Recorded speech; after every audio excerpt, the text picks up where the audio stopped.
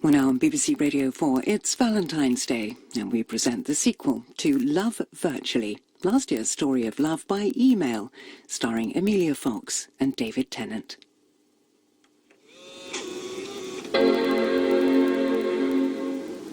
This is an automatically generated delivery status notification. The recipient can no longer receive mail. Come on, Leo, it's been half a year. Hello? Hello? Huh, a reply. This is an automatically generated delivery... Oh, Leo, will this never stop? We present Every Seventh Wave by Daniel Glattauer, adapted for radio by Eileen Horn. Good morning, Mr. Systems Manager. I'm going to be honest with you. This is an emergency. I need the email of Leo Leica, and I need it badly. I have 3 questions I urgently need to ask him.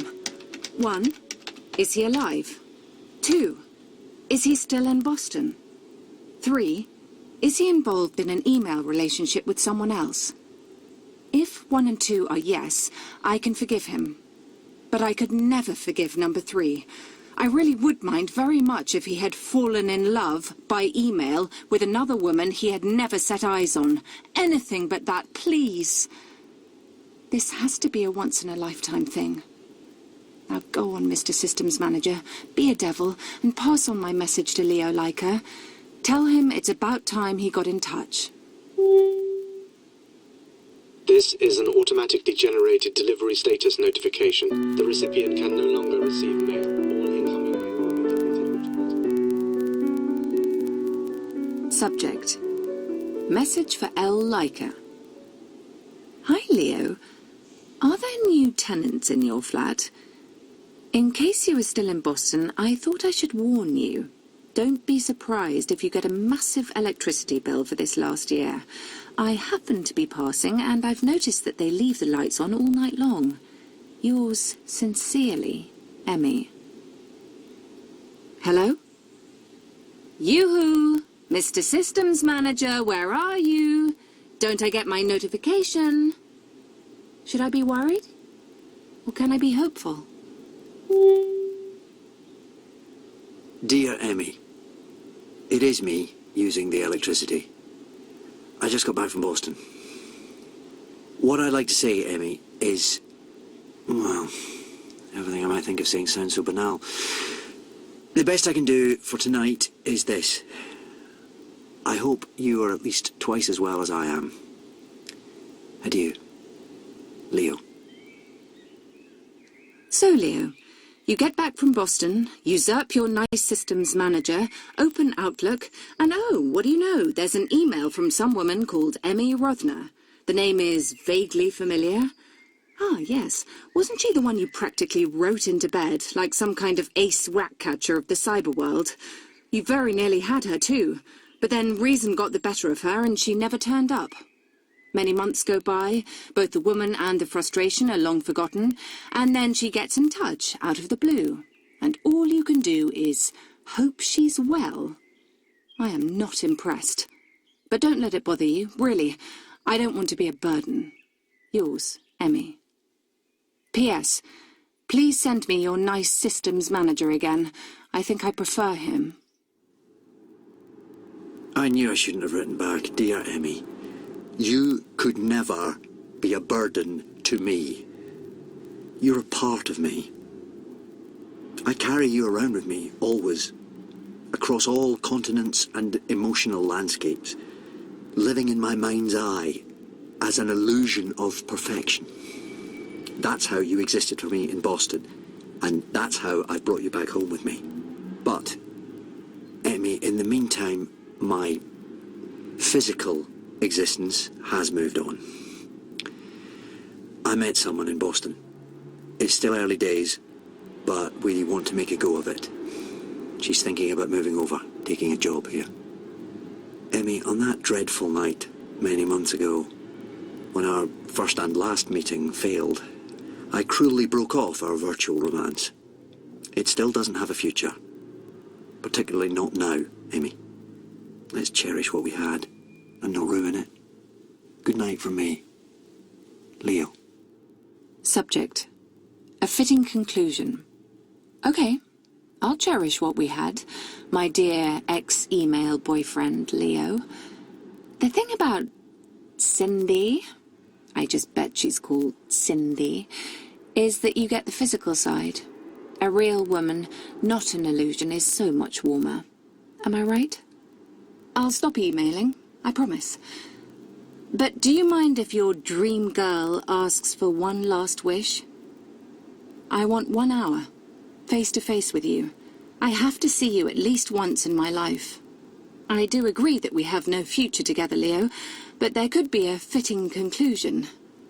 That's all I'm asking. Her name is not Cindy, it's Pamela. I know, it sounds pretty ghastly, but she doesn't look at all like a Pamela. Dear Leo, I like you so much for that email. Please forgive my sniping. I'm off to bed now. Sleep well. Yours, Emmy. Subject. All right then, let's meet. Yours, Leo. I can do Saturday at 2 o'clock. I'll be sitting at a small table near the bar at the Café Hubert, scene of our last non-meeting. Try your best to identify me. Do you remember how you described your 3 candidates that day? It just so happens I still have that email. Emmy number 1 had short, dark hair, which has grown a fair amount since then, of course. She is fine-featured, temperamental, with a dignified arrogance about her.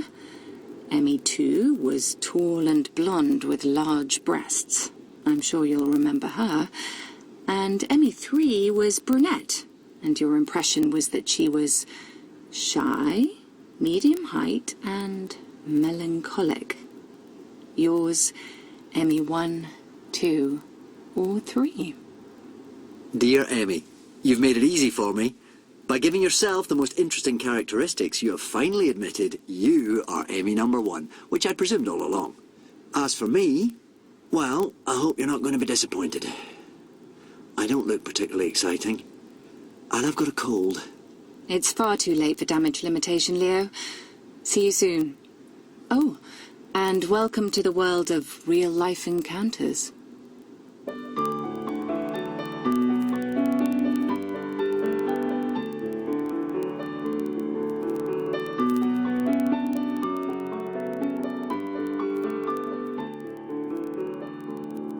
Subject, the morning after. Dear Emmy, was it so awful? Why do you ask? You were there. You sat opposite your illusion of perfection for 67 minutes and smiled at her for at least 54 of them. There was a fair portion of embarrassment along the way, but it wasn't awful at all. And I hope your cold is better today. As I said, gargle with sage tea before you go to bed. Have a nice day, Emmy. Dear Emmy, all day today, while nursing my cold, I've been deleting drafts of emails in which I'm trying to describe what I thought about our meeting. No matter what I write, it sounds cliché. Let me try it the other way round. I'll tell you what you thought when we met at last. I'd say you felt you were sitting with a stranger who claimed to be Leo Laika, but didn't offer any proof. You didn't find this stranger disagreeable. He didn't have bad breath, nor did his eyebrows twitch. He was easy to be with, if a little hoarse. But nothing about him touched you or reminded you of Leo the email writer. None of your expectations were fulfilled, dear Emmy. Am I right? Dear Leo, okay, why don't I tell you how you felt when we met? Here goes. Dumbfounded. You barely let it show, but I know you just couldn't believe that I looked so different from how you had imagined me for so long. What a dreadful letdown, to be confronted with the least interesting Emmy, the shy brunette, Emmy number 3. As for my impressions of you, I thought you weren't really there. You concealed yourself from me. Our meeting in 8 words, I was timid and you were closed up. Was that a disappointment? If I'm honest, yes. Our long correspondence had a little more substance. Emmy. P.S. Nice jacket, by the way. Blue suits you. Emmy, do you mind if I ask you a personal question? Are you and Bernard still together? Of course. Why do you ask? Oh, it's just a personal interest. Ah, I see. Can I ask you something personal too, Leo? You said in the cafe that you were off to Paris for a few days. Is Pam going with you? She's already there. Oh. Well, happy landings. Good night, Emmy.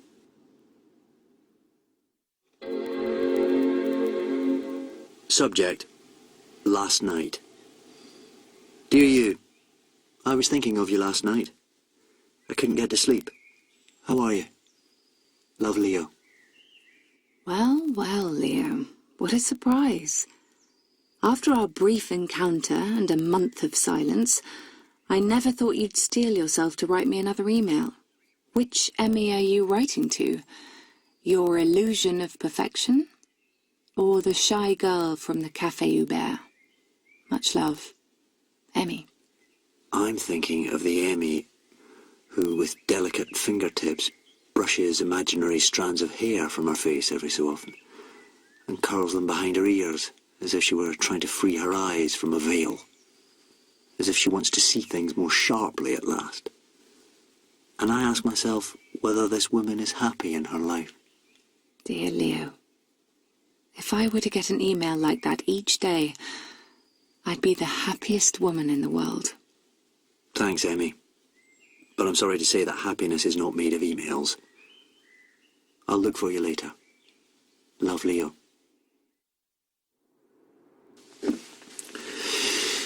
Emmy, I can't sleep, and I may be... Correction, I am just a wee bit drunk. I wanted to tell you something. I wanted to tell you that there's a particular point on my left hand, roughly in the middle, is where the lifeline is crossed as it runs down to the artery. A point. When I look at it, the feeling makes me dizzy. It tingles. It warms me. It governs my pulse. Just one tiny little point. Thing is, Emmy, in a certain cafe one day, something happened on my left palm where this point is. My hand was reaching for a glass of water, and another softer hand came toward it at the same time. For a millisecond, the soft tip of a finger breezing past rested on the palm of my hand as it reached for the glass. There was a moment of contact. I have stored it away. I can feel you, Emmy. Sleep well.